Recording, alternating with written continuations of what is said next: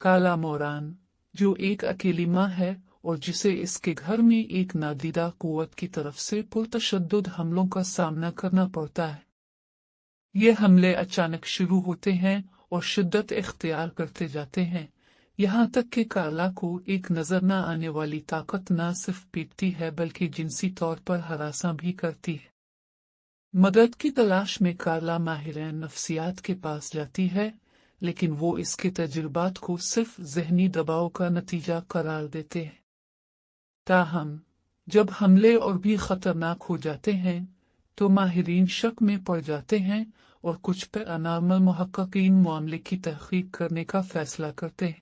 मुहक्किकीन कार्ला के घर में आलात नस्ब करते हैं ताकि नादीदा कुव्वत को पकड़ सके, और जल्द ही वो खुद उन हमलों का मुशाहिदा करते हैं। चीजें खुद ब खुद हरकत करती हैं और कार्ला को नादीदा हाथों से एक तरफ फेंक दिया जाता है।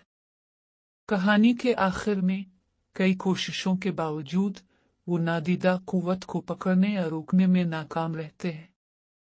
आखिर में कार्ला की जिंदगी में ये खौफनाक कुव्वत बरकरार रहती है, जो इस बात की अलामत है कि कुछ बुराइयां हमेशा के लिए खत्म नहीं होती।